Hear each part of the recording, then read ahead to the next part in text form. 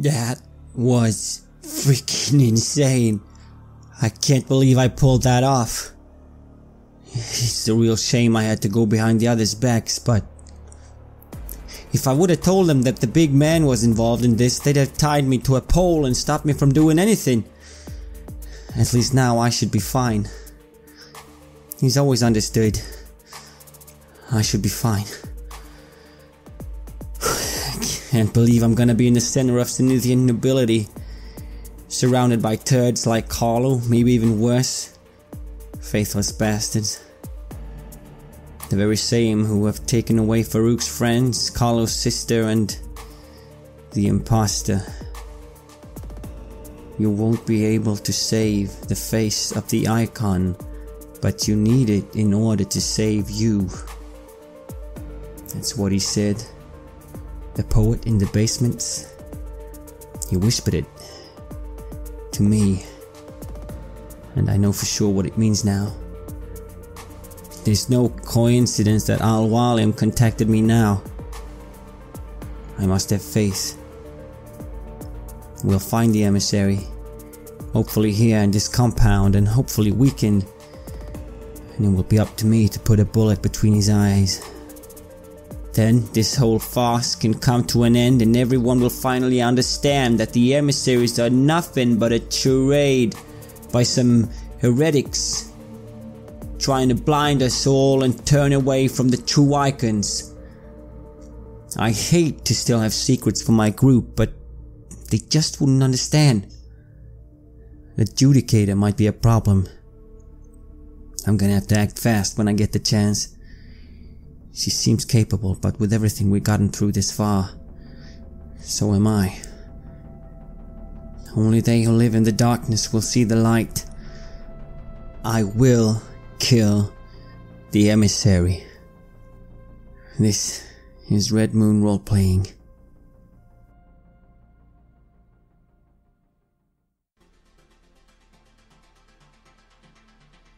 The Judicator's words were clear. She told you of Leod Dol Kassar. Years of groveling at the feet of the Monolithians seems to have finally paid off for him. He's moving up in the world.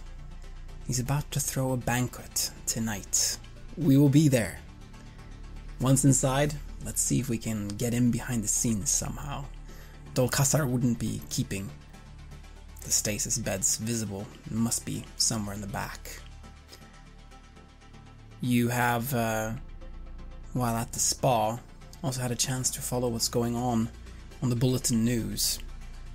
Things are coming to a head up above. The Order of the Pariah's cathedral cruisers Nimbus and Burana have conducted weapons tests, and the lead-up to the Cyclade celebrations have been plagued by riots. The disappearance of the emissary has the council on edge, and accusations of incompetence and sloppy security have shaken the consortium. The Legion cruiser Sandriff and a flotilla of torpedo ships have taken up positions around the Kua System's portal station as a show of force. Just one spark will set this thing off. And perhaps what will happen on Kua today will influence this in some way. And you have received clothes for this banquet, and in the interest of moving the story forward, we will skip ahead a bit to you standing outside Leod Dol Kassar's palace. The palace is an ostentatious building with beautiful arches around the windows and entrance. Braziers and sugar globes floating in bird baths illuminate the night outside the palace. A red carpet with embroideries depicting the Zenithians' blessed arrival into the third horizon has been laid out, and on this red carpet it's packed with people. Wealthy merchants with their families in tow next to hegemonists and palanquins, surrounded by bodyguards in strict formation. There's 5 guards and a bioscanner by the door to make sure no uninvited guests are let in. And you're standing there in your party clothes. The Judicator is with you. She is well in different clothes than you're used to seeing her. She has a loose red gown with many layers of fabric, perfect to hide weaponry and even armor. She has her dark hair in a knot, Zenithian face paint. Her gaze is watchful with piercing reddish-brown eyes. I'm quite satisfied with what she's brought me. It's also a fairly loosely fitting sort of a robe. And in it, I don't even have to wear a corset, because I can just stash my arms away safely. Just showing two of them out, and wearing a nice big headgear that is kind of flowing down over the sides of the head. It almost looks like a pyramid, or like my head was encapsulated in a meringue. And just showing my little face there peering out. They're quite fashionable these days, all in pure white, with a golden belt around my waist. I must say I feel shocked in a way. I feel like I'm in a bit of a dreaming state after suddenly having washed up, staying at a spa, fixed my stuff, and then suddenly I'm standing here. A little servant at my side in form of the boy. Or did I think I would want to bring him with me, but I don't know, maybe this is a party for grown-ups. I can make up some kind of excuse for him being there. No, he could be there, of course. Families are also welcome. Very good. So he's here as well. And despite my companions complaining and telling Pig that children shouldn't be involved in these kind of operations, I believe him to be an asset. So he's been dressed up in similar gears. We almost look like a pair of meringues standing there with our belts and our big headdresses. It's quite a sight, but it also just blends in with this fancy establishment that we're now at. And what about Farouk? Well, for a first time in a very long time, he kind of feels like he is in his right element, and he's dressed in dark purple clothes, a pair of pants that's pulled up really high in his waist, but flows down from there in a very loose fashion. Under that, he's wearing a almost strict-looking white shirt embroidered with gold broideries, and over that he's wearing some kind of almost a flowy gown or robe, also in the same deep purple colors. His hair has been oiled, of course, and so has his beard.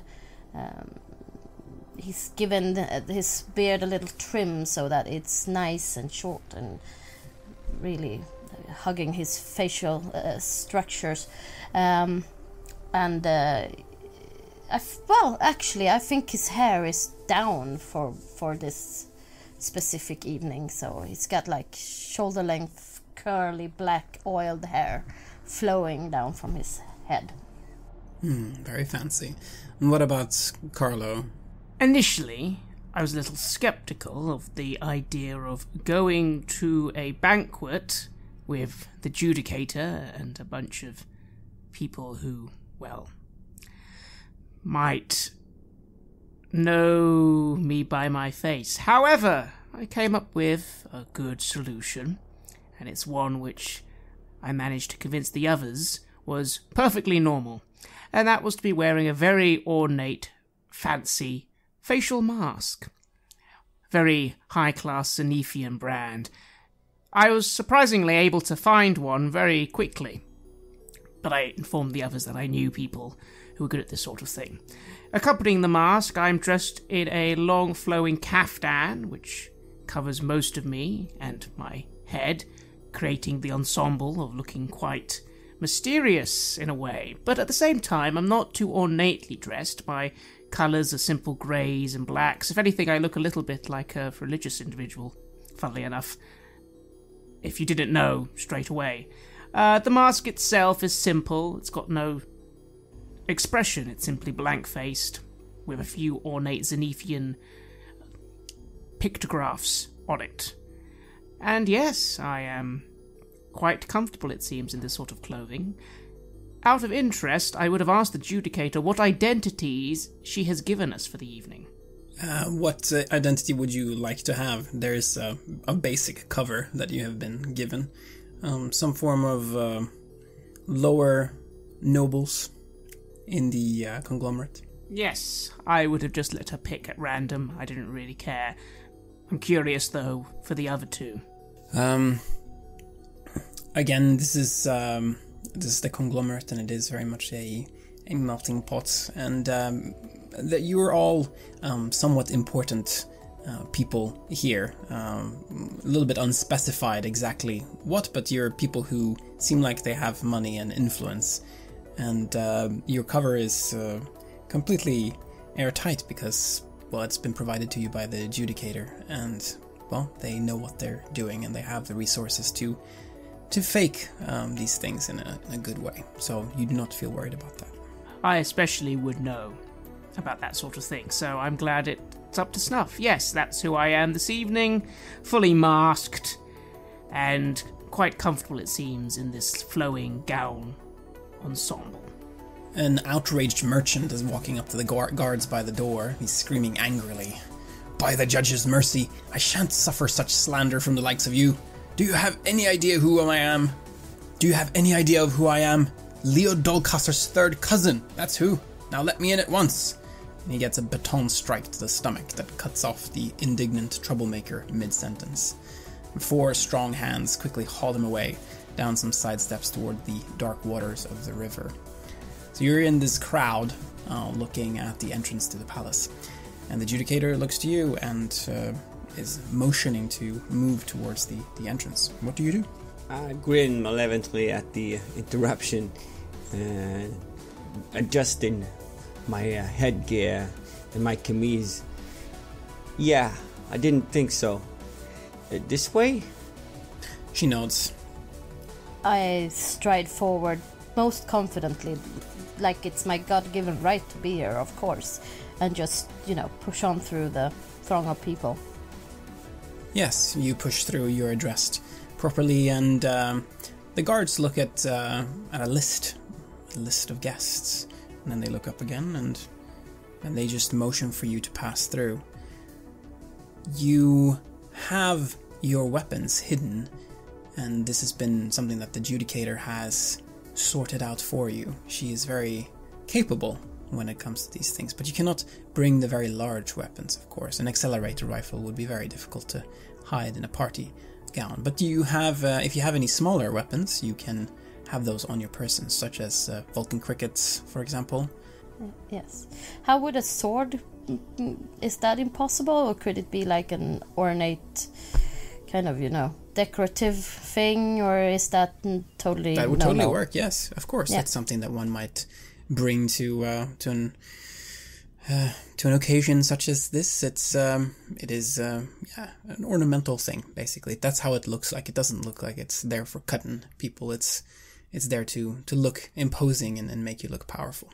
What about Pig? What has Pig brought with them? Now that I can't bring my accelerator rifle, I still have my little Vulcan pistol. So I'll have that stashed away. Alright, then that's what you have. And you're led inside. You're greeted by courtesans and members of the house staff, and escorted through a marble colonnade with tasteful floor mosaics. The hallway is dimly lit, and the cracked walls are covered with large draperies. The guests you included are taken to the atrium, which have white marble walls and floors with inlaid Algolan calligraphy in gold. There's 8 fountains that discreetly praise the icons that serve as natural hubs for mingling. There's an assortment of dates, exotic fruits, nuts, and refreshing beverages that are served here, with servants ready to sample everything before the more paranoid guests partake.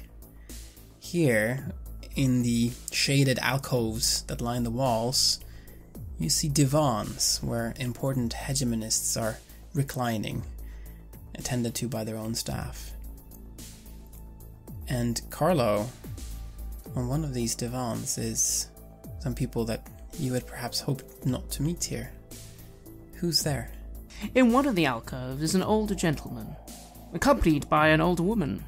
They are both dressed in very fine Zenithian clothing, very rich fabrics, and with regalia that, to those in the know, would inform them that they are of House Xenowan, one of the primary noble houses in the Generalist faction.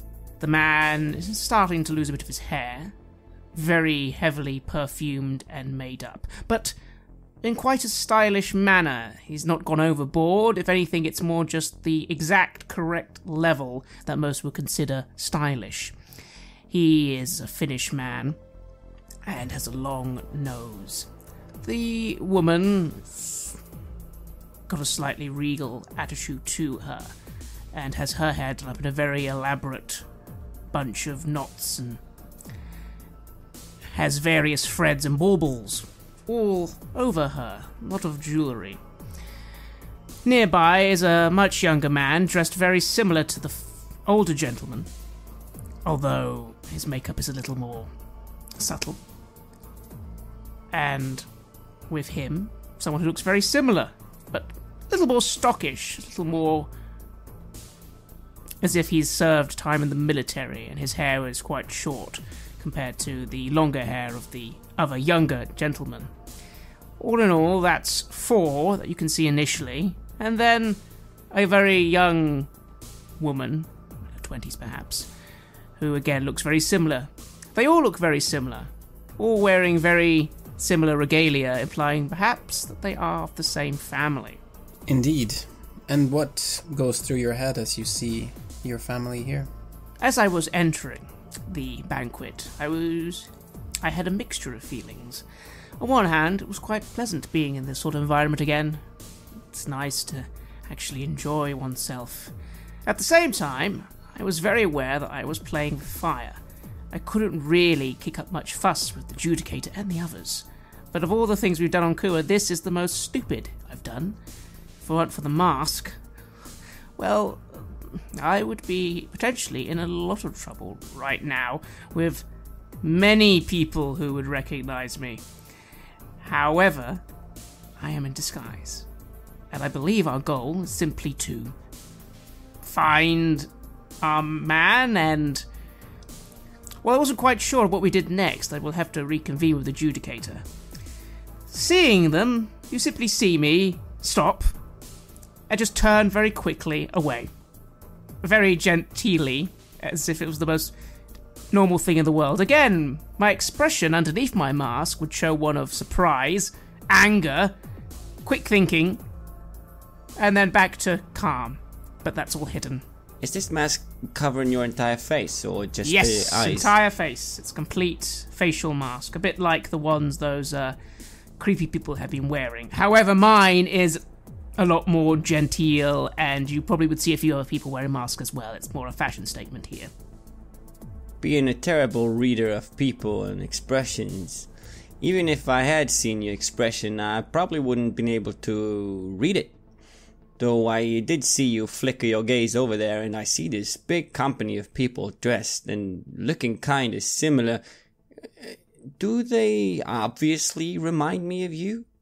I think that will be up to the GM. I would say that to most people you'd recognize a resemblance, but it would also... They are heavily made up and in fancy gear.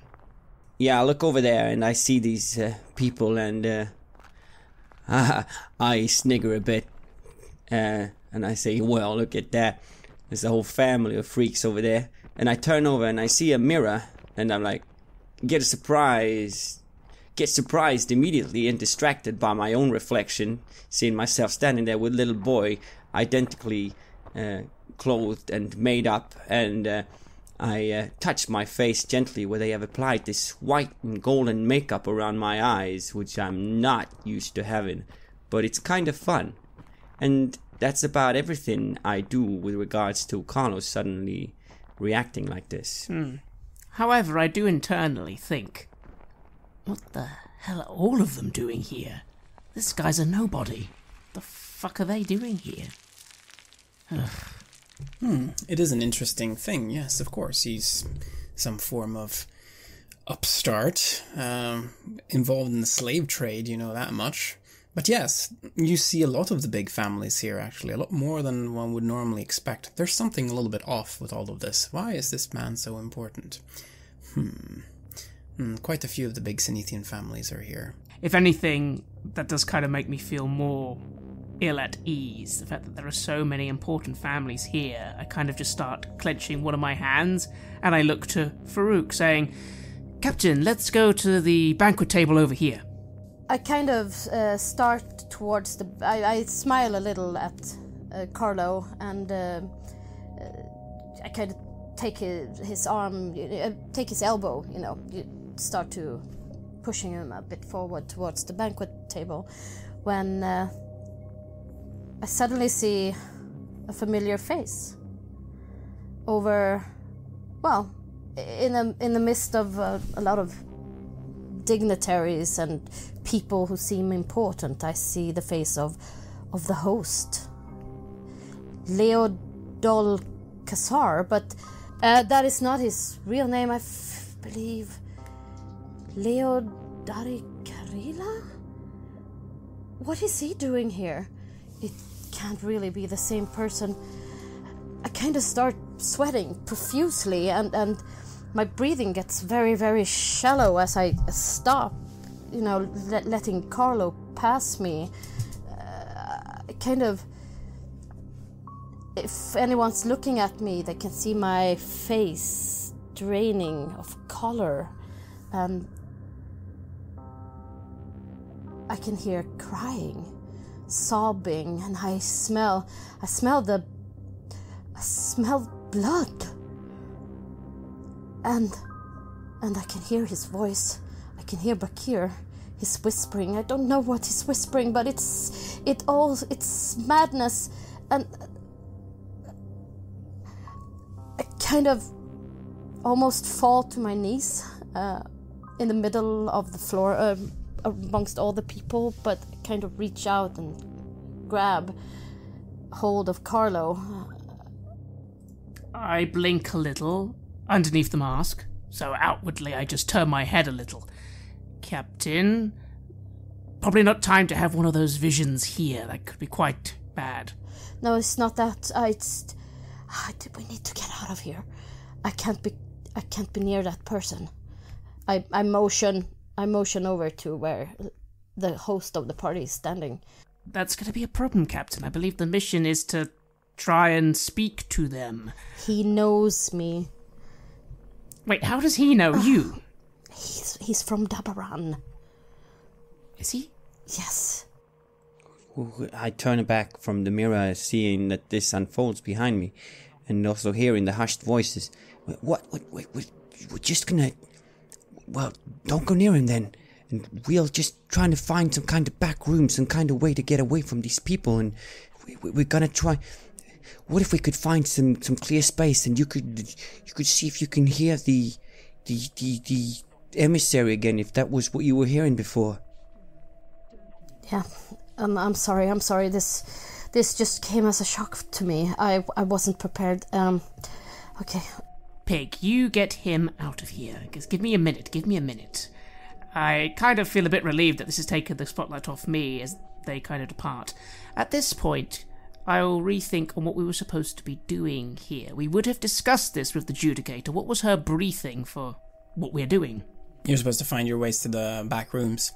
But you're still in the atrium, so you're not in the main banquet hall just yet.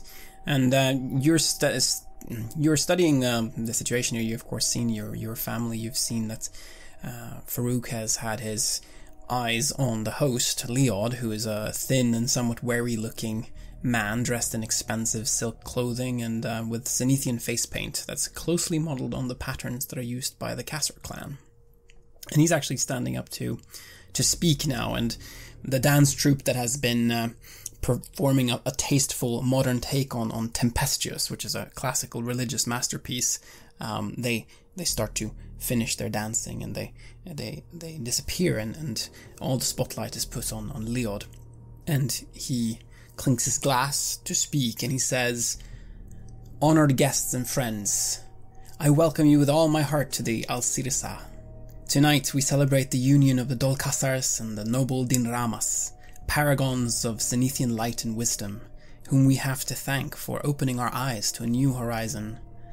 Marok Dolcasar of the proud Dabaran blood, exalted Dabaran who stalwartly fought off the darkness during the long night, seeks the hand of Theda Dinrama, a child of Arda, a bringer of light from humanity's cradle. Honored guests, today is a proud day. May the icons hear us as we raise our glasses toward the monolith and pray for their blessing of this blood bond.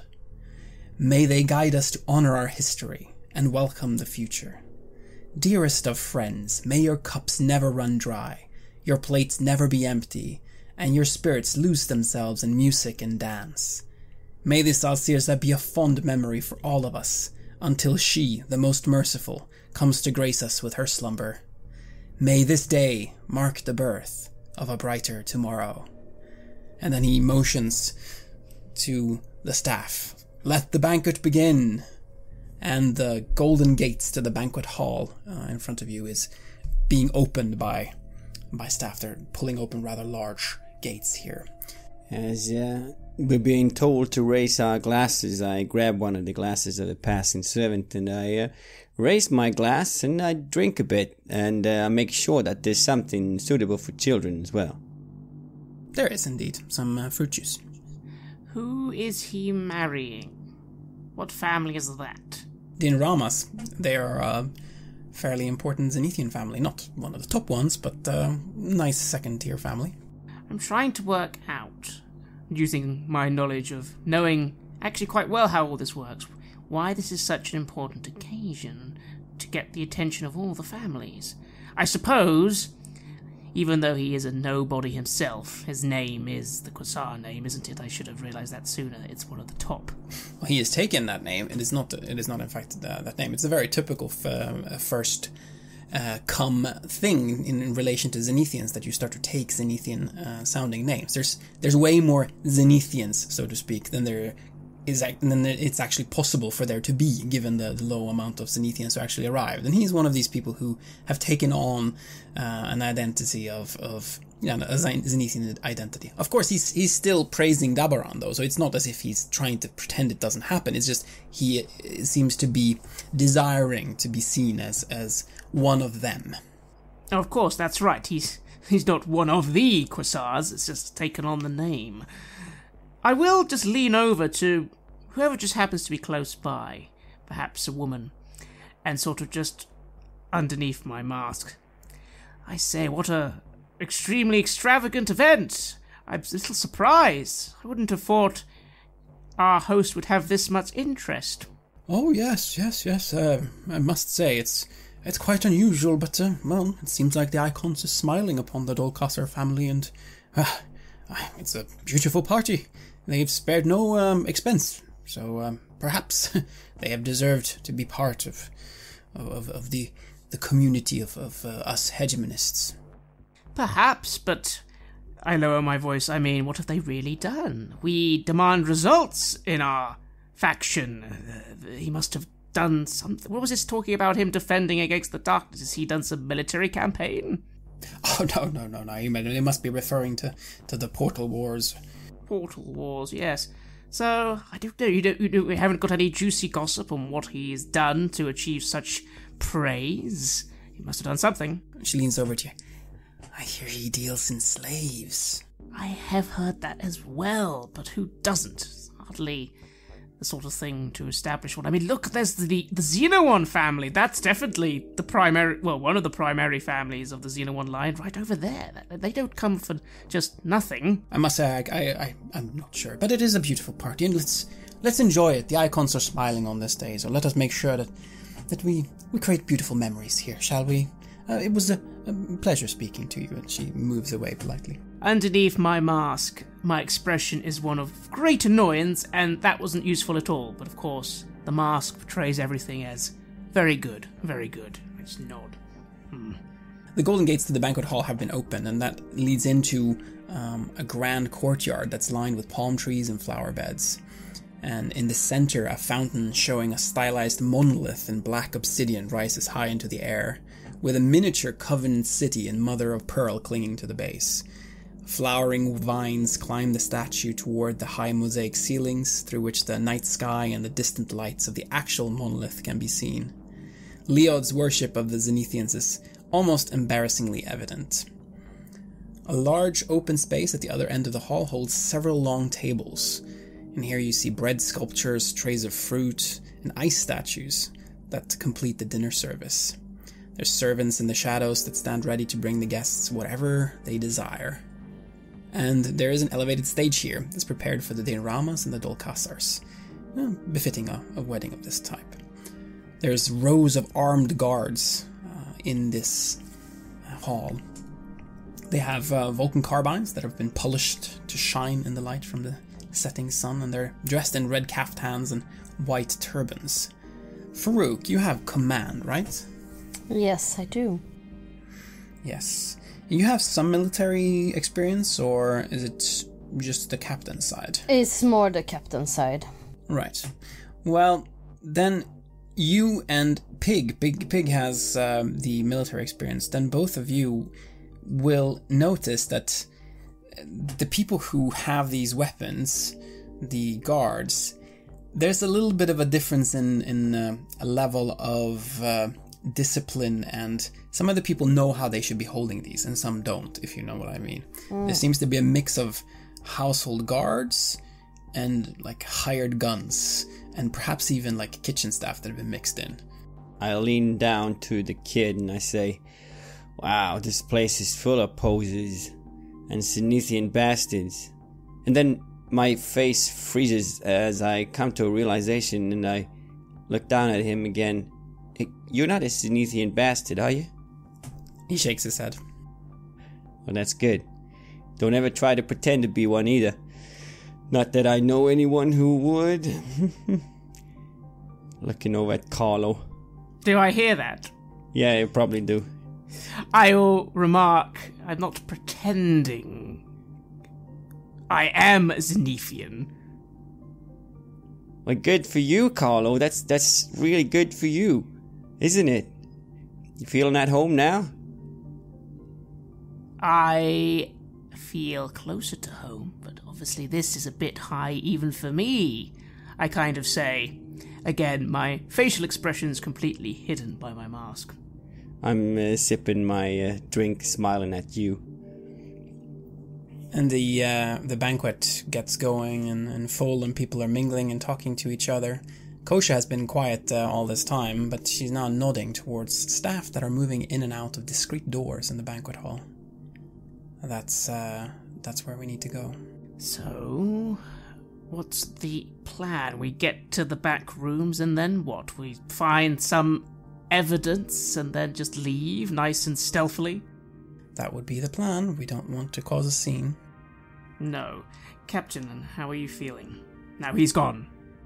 You can actually tell that Farouk's face, he's actually pretty angry at this moment. And he's staring at Adjudicator Kosha. He says, "I could have been better," through clenched teeth, and actually he walks over to the Adjudicator and kind of grips her arm in a pretty hard grip and says, "Did you know about the host of the party? Did you know who he is?" I know that he comes from Dabaran. There's history between you. "And you thought this was a good idea?" No, but I thought it was the only idea. We have things to do, and Leodol Kassar has many other things to worry about today. "You could have at least warned me." But that might have made it so that you didn't come, right?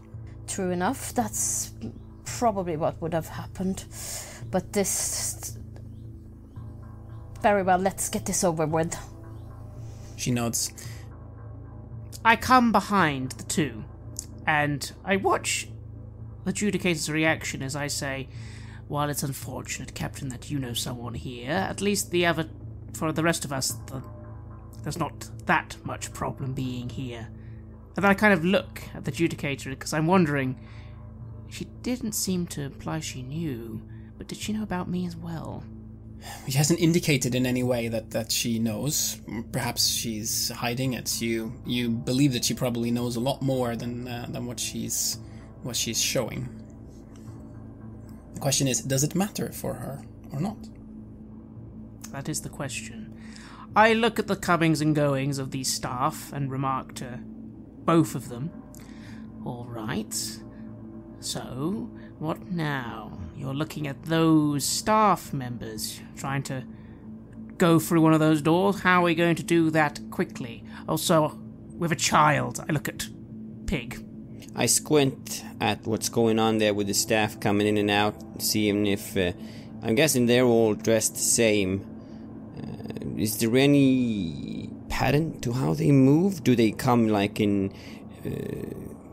Do they come in like... groups, or is it like separate? Is there any chance of finding any sort of gaps in the traffic that we might be able to sneak by? The Judicator has been keeping a close eye on everything that has been happening here with the comings and goings. She doesn't seem to really care about the speeches and everything else that you have been worried about, and she just nods to you and says, "Go now." And she holds the door open. And I just slip inside the kid straight behind me. Farouk and Carlo, what do you do? She's holding open the door, and it seems like as if she's not intending to follow. As if she's intending to, well, keep your backs clear. Well, I'm going to try and just slip through. I will follow Pig and Carlo, but I will stop for just half a second and glare at her, because I'm still quite upset about this. She puts her head to the side, and you see this look of... She's studying you, and you recognize these kinds of eyes. She's trying to figure out what makes you tick, and she's just learned something rather important about you. Just how important this is. As soon as I, as soon as I walked past her, my face actually... I take a deep breath, and my face... all the anger is gone, and I'm like totally in control of my emotions again. So it seems, at least. And that is good, because in here you sense something. There's a trace here. There's something down below. Yes, there's some form of cellar or something like that. You feel a presence that has perhaps been here. You know where to take them. You know which of all these corridors, because there's a lot of corridors to these back rooms. There's one there, there's doors everywhere, and you can see some staff far, far away, they haven't noticed you yet, that are moving here. You have to be very quick, and the good thing is that you know exactly how to go and where to go. I push past both Carlo and Pig and just start in quick pace walking down the corridor. Captain, where are you? This way, trust me. I look at Pig and I mutter, I'm so glad that we're just going on trust me's rather than floor plans, pre-planning, actual gear. And I start walking because I have no choice. I can see people coming, like, quick. I'm just following the captain straight away. Yes, and the little boy is following you. The corridors have simple draperies or panels that are covering the walls, and they're dimly lit by strip lights. Here and there's alcoves for small icon statues or altars that can be found. They're now crammed full with boxes and sacks of imported foods and spices. And Farouk, you are leading them to a spiral staircase that's leading downward. And there's a smell coming from there. An odor of mold and rotting seaweed. I stop, take in the smell, and actually turn to the others, looking a bit puzzled. Don't look at us, Captain. You're the one who knows the way. Where are we going? Okay, Carlo, I know this is hard for you to wrap your head around, but I just know where to go, okay? Well, fine. and I just sort of run behind Pig, slap them on the head, and look at the boy as well, and sort of shove them forward like, I cannot believe you brought the child, Pig. I snigger at this, and I cover my nose and say, wow, this place is just smells just like your cabin. Again, you get no response from behind the mask. I start down the stairs. It seems as if someone has tried to mask this smell by burning incense and placing some dried fruit here and there, but it's very inadequate. This worn corridor that is greeting you at the end of the staircase ends at one anonymous door. A door that looks very locked.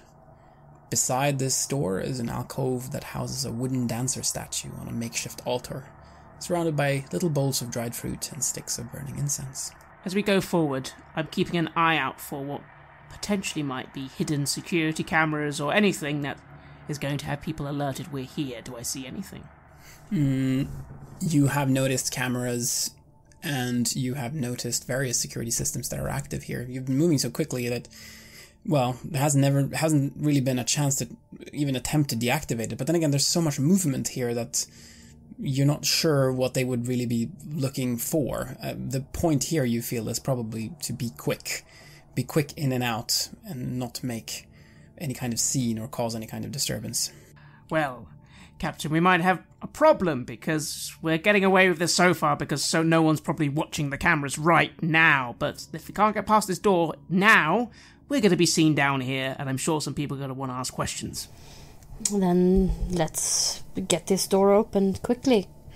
Please. Carlo. There's two ways to do that. Either to try to hack into it using datagen, or a form of technology test. That would probably then involve a mechanical lockpick. Well, I could do either, but let's go with the datagen one to start with. I'll quickly get my tablet out and see if I can quickly get past the security, because I wasn't expecting it to be an electronic lock. 1 success. That is enough. Do you open the door? Yes. Then inside is a form of bedroom. It holds a simple bed and an alcove in the wall. There's some worn rugs, a table, and a low divan, plus a modest kitchen unit in a corner and a few cupboards.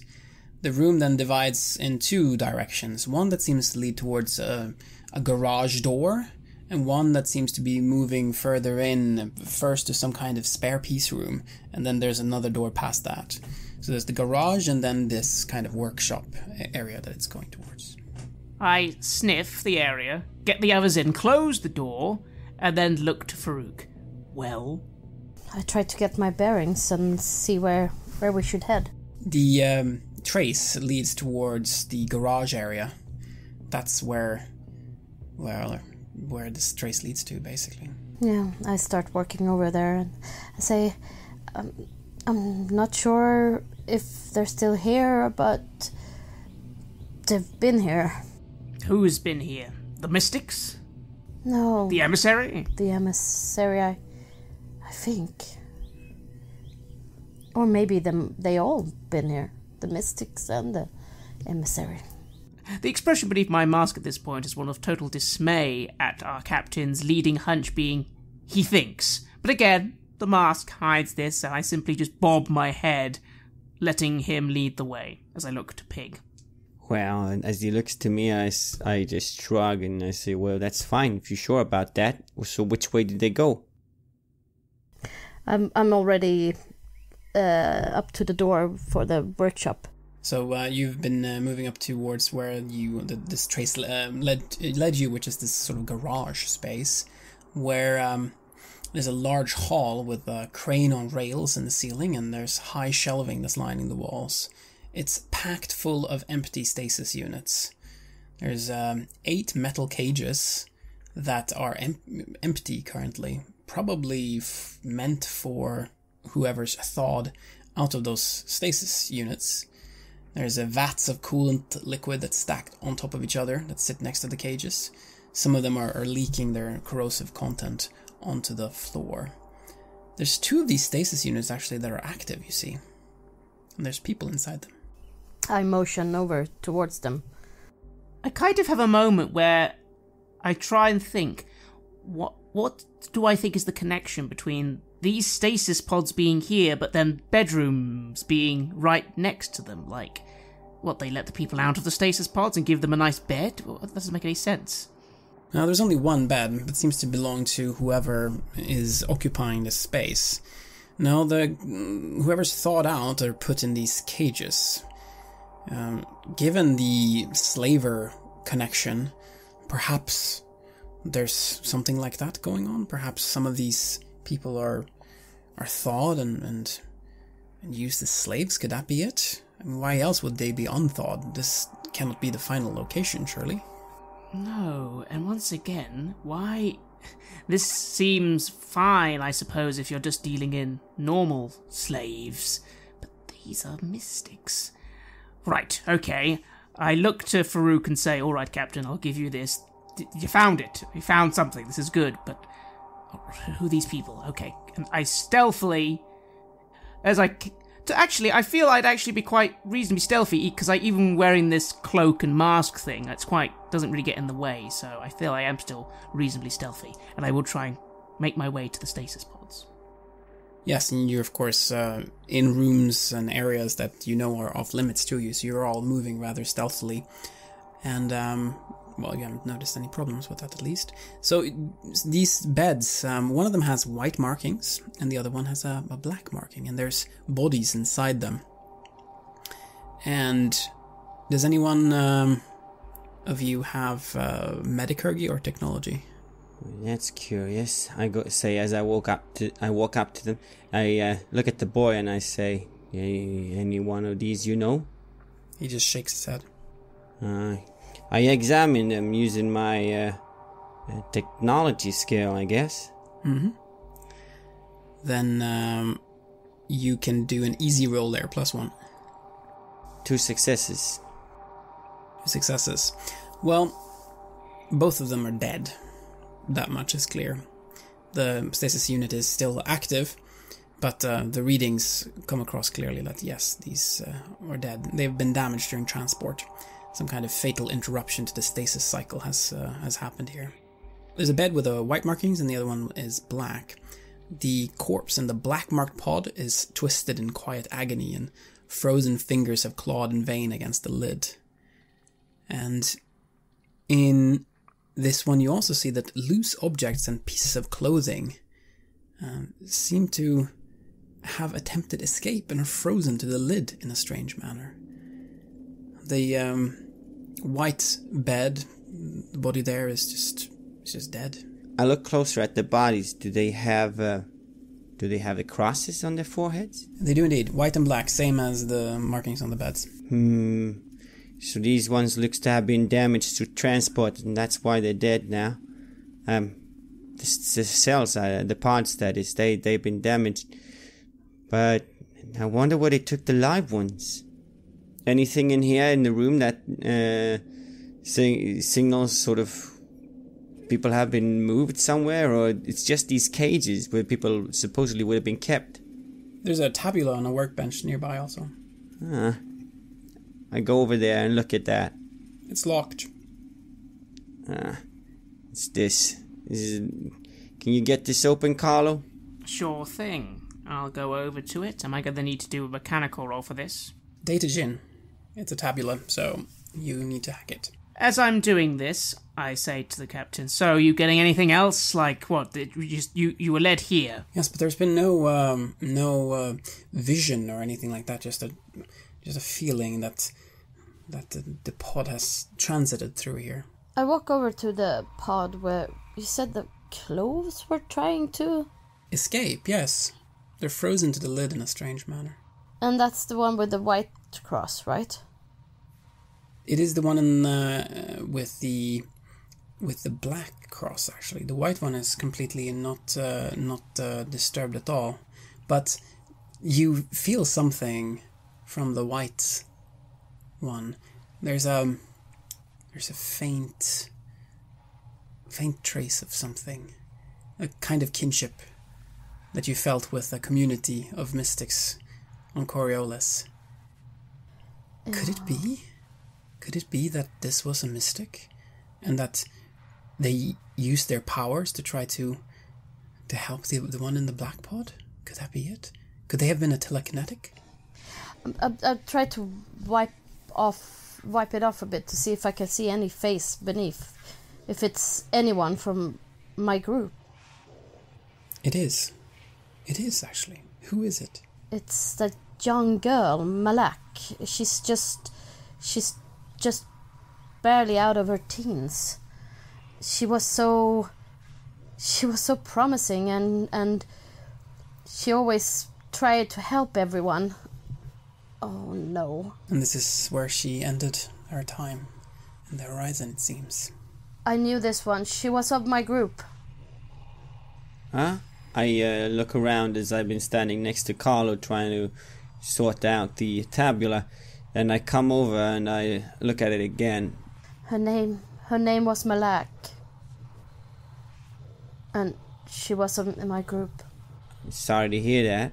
I frown a little underneath the mask and focus on unlocking this device, getting 3 successes. What you find inside is miscellaneous notes about the stasis units and spare part orders, as well as a manifest that listing all the pods that have passed through the palace. The manifest lists 25 pods with black markings, of which 6 have been classified as damaged in transit. Of the 13 white-marked pods that are included in the manifest, 4 show as damaged.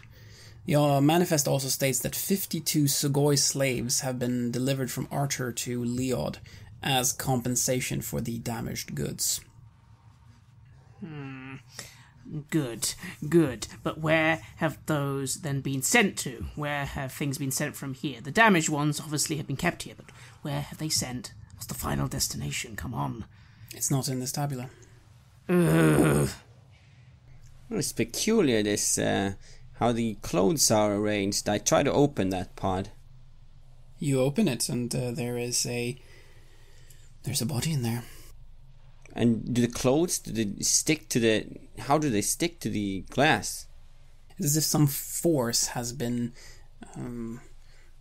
has made it move, and then the stasis fluid has made it sort of freeze against the glass. Interesting. Can I make out that it's not this person who's done this? That it's the other one who's affected? That was something Farouk experienced, right? This doesn't look like whatever's happened here. It doesn't look possible. Some kind of very strong G-forces or something like that. It's all very odd. You've never seen this before. This is very peculiar. This shouldn't be possible to happen. I wonder what's happened to this. I would suspect that it was mystic forces, telekinetics, maybe? Interesting. Well, the bad news is this evidence is... Well, we've got evidence of, obviously, that he's involved, but no idea where he's sending the people on. They've come through here again. This is just, obviously, where he processes the stock. The damaged ones are left here. Here's evidence that the others have all been sent off somewhere. It's peculiar that he would choose to do this so close to home. But then again, slave trade isn't unheard of anywhere around here. No, it is accepted. Frowned upon by some groups of people, of course, but generally speaking accepted, especially with regards to non-Zenithians and especially the natives. There's clearly... Yes, people have different worths in the Third Horizon. There is one more part of this, living space or workshop that you still haven't been to, and that's back to the door. There was a path that led into a spare parts room and a door beyond that as well. Yeah, I guess we're gonna have to go and look there. And I get up and make my way in that direction. Yeah, they probably took them out somewhere. Yes, you see in the garage area there seems to be some kind of... You can hear the sound of water somewhere far away. There's some kind of large gate that's blocking access, perhaps access to water beyond it, but you see no obvious way of opening this up. It could be that there's some kind of a smuggling route that leads to the water here. Fair enough. what else can we find in this area? In the garage area, that is what you've found. In the spare parts area, there you have tons of different spare parts and tools of various kinds. And then there is this door that leads further in. Captain, should we keep going? If there's some underground river or cove or something, that's probably where they took them. Yeah, could be. So this way? I point towards where we hear the water. Maybe it's better to check everywhere before we go on. I nod towards the door. And the door is there. This one does not look to be locked. Wonderful. Well, I open it. You can hear something. Yes. You open it quietly or loudly, or what do you do? Quietly. Quietly. I want you to roll an infiltrate roll here. So, as I'm going to go and open it, my attire just catches on something, and I'm about to sort of stumble a little, and I have to kind of right myself, and then I just pray to the icons that, of all the times to make a noise, now would be the worst time. Sadly, I still roll no successes. Well, as you open the door, it makes a loud noise, and you see there a woman who's hunched over a Vulcan stock in a metal lathe. She's glancing at a tabula, and as she hears that noise, she moves around to look at you. You briefly notice that one of her eyes is cybernetic before she immediately closes it, as if she was ashamed and, of course, afraid of what's going on here. Who are you? I hold up my hands, again appearing to this individual as a very ornately dressed, masked individual. And as I was the first to go to the door quickly, I'm assuming the others haven't been spotted just yet, and I kind of go, "Oh, don't worry. I was just looking for the bathroom. I think I've got a bit lost." Are you lost? And how did you get past the lock? And you see her starting to reach for something. I mean, she's working on a Vulcan gun, basically. I nudge the captain. Come on, Captain, say something.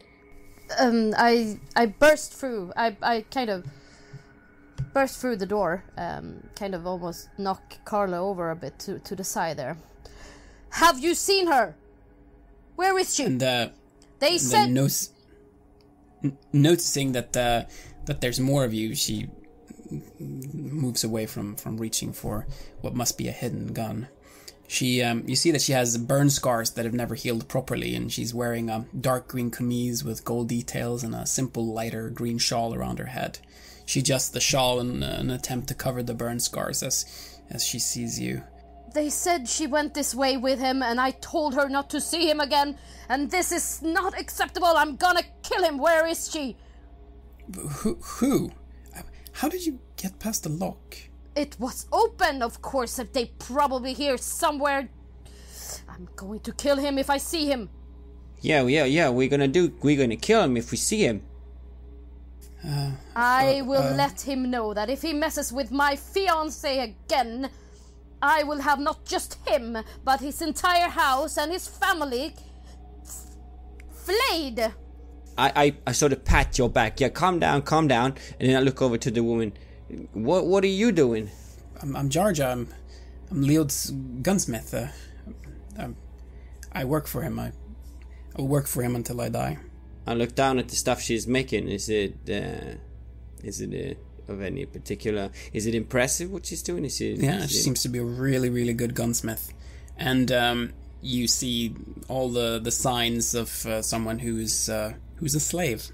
Well, I say, and I walk up and I look at this stock she's been working on. This is prime stuff. Did you fluctuate the weight for the model to reach back and lessen the recoil? Yeah, you're also an aficionado of weaponry, I see. Yes, of course. Let me show you here how I've done this. It's I'm really proud of this. It's going to be a gift for Mark for the Alcirsa. Well, that's a good idea. Wow, that's amazing. But you must be working under time pressure now, then. Yeah. Yes. I'll need to get it done very, very quickly. But I know I can do it. Yeah, I'm sure you can, looking at this stuff. Yeah, we're looking for a person, like what Captain here just said. Yes, obviously it's not you. It's obviously not him. No, it's obviously not her, El Kuzura. It must have been another slave. We're so sorry to bother you. Where are the other slaves kept? It must be. We think it might have been one of them or something. Can you roll a manipulate roll just to see if your lie holds here? I shall help. I get 1 success. 1 success as well. Then it seems to hold. You notice that she seems proud of her craft here, but she seems very much unhappy. You get the feeling someone's really trying to hide a lot of things. Both the burns that she has, she's touching her thick makeup all the time just to make sure that it's intact. It's someone who's sitting on a lot of secrets and is generally suffering a lot. That's the feeling that you get, and it seems like she's buying your lie. Although there is the thing with the lock that's just difficult to get together because I'm sure I locked it. I turn away and what was it you said about you serving him until you die? I'm a slave, same as many others. He deals in slaves, and I'm one of them. I'm perhaps someone who can do more than most, but... I take it that you do not wish to stay here. Do you know of any slaves who want to remain slaves? Then maybe we can help each other. Well, I have a feeling that even though what you said kind of sounds reasonable, it's also completely unreasonable. You're here for something else. You're looking for something. But what? Leod has been moving a lot of people, marked people, through this facility, and we are looking for a few of them. And it seems that we always we're always a little too late. Is that not so? That's right. Okay, so I guess we're spilling it. Yeah, we were moving out of Coriolis recently, and he has been abducting a lot of people, well, through some various shady organizations, and some of them are important to us. Do you know anyone that's been moved, or do you know where they have been taken? We can notice that there were a room nearby where they've been holding the stasis cells. We take the stasis beds with the black crosses and we sell the people inside as slaves. And the beds with the white crosses are shipped to a final location, at least the ones that are undamaged. Leod has made a deal with a merchant in Bay Basin named Archer Golem to handle some stasis beds that are sent planetside from Coriolis. It's very dangerous work, but it seems to have paid off richly for him. It's a windfall that the family has been experiencing recently that I can only imagine is connected to this deal that has been made. Otherwise, why would Adin Ramas marry a Dolkasser? It doesn't make any sense. Well, unfortunately for him, it's all going to fall apart very soon, but what we care about is that final location. The white ones are sent to a final location. Where's that? I can tell you if you get me out of here. Okay, then let's do that. Well, do you know the way? I think the only way out for us is to go the way that you came. I cannot get out through the smuggling routes. They're tightly locked and only used when there's surveillance here. Otherwise, I would have just disappeared a long time ago. If you can get me out through the party, then I will tell you.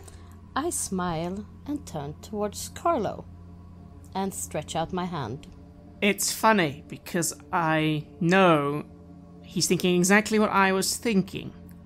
However, we are going to get her out immediately, right? We just can't stop for anything. No, we're getting out of here. Trust me, I do not want to be here either. Well, okay. I start taking off the mask and the cloth, and underneath I'm actually dressed how I normally am, still reasonably smart, but just my usual attire.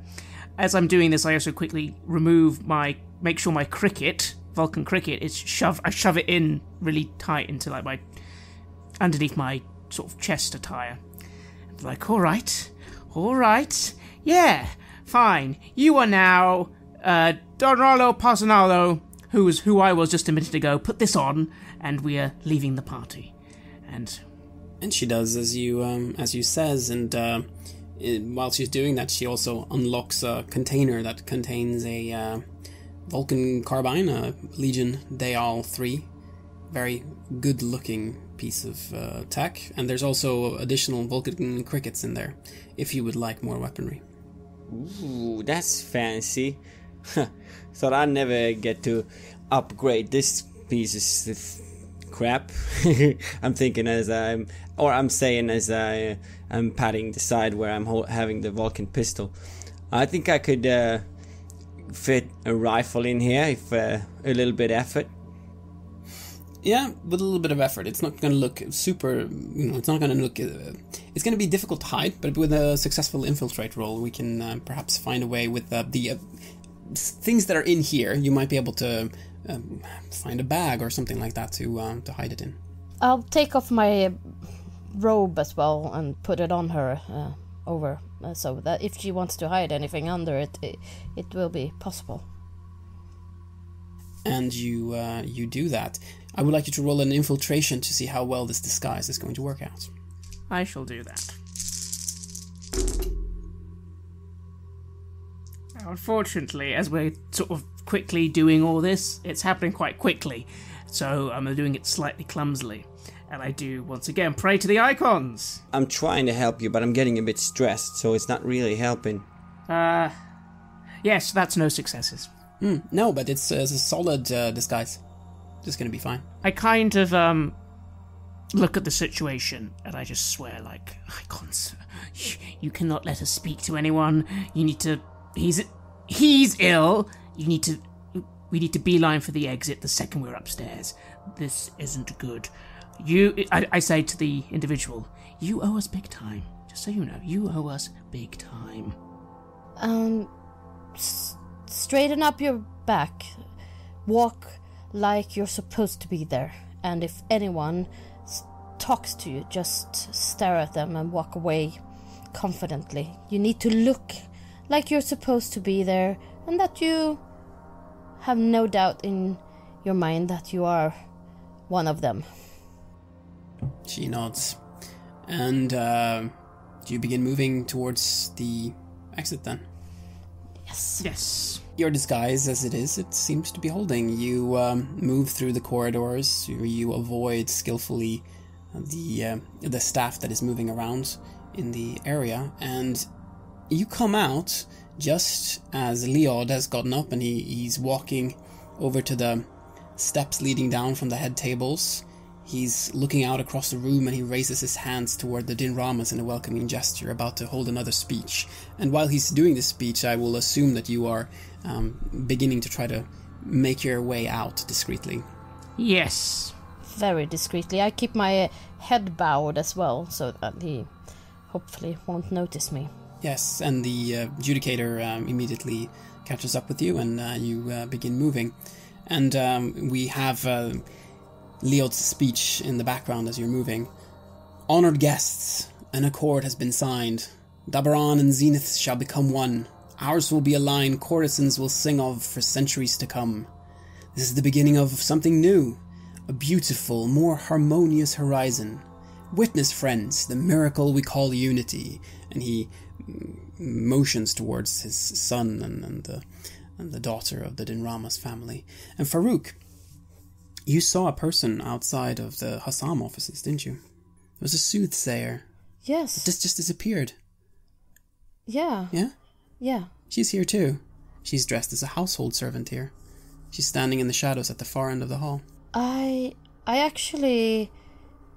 start walking over to her. She's quite far away.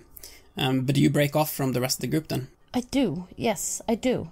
And the speech continues in the background. And as Aedin Dinrama rises with clenched jaws and a sullen face to acknowledge the legality of the contract, Leod suddenly slumps forward in a convulsive spasm, Bloody saliva sprays across the floor as he gasps for air, and he stumbles towards his bodyguards but falls to the floor. He hits his head hard on the steps and a pool of blood quickly begins to spread across the white marble. There's absolute panic, and Farouk, you saw what happened. The soothsayer just shot at him.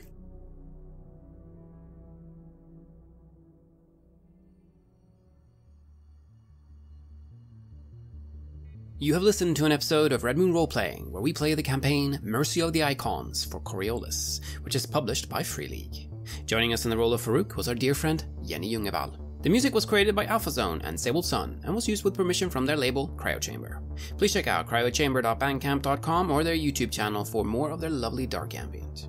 We also use the official Coriolis soundtrack by Stars on a Black Sea. We would like to give massive thanks to our champions of the Red Moon, Martin Heuschober, Simon Cooper, David, Julia, Camilla, Bob Lange, Cameron, Graham Barey, Doug Thomson, and Lily for their generous support. We would of course also like to thank all of our other patrons. Without your support, the show would not be possible. If you want to support our work, please check us out on Patreon. You can get access to bonus campaigns for Cult of Infinity Lost, Call of Cthulhu, and Warhammer Fantasy Roleplay there, as well as binge the rest of Emissary Lost. You can also get early and raw access to all of our recordings and hear your name read on the show as a champion of the Red Moon, as well as play Cult with us. Most importantly, that support is what keeps the show going, so do check us out there. Thank you again for listening, and remember that the song leads us to the truth under a great winged shadow.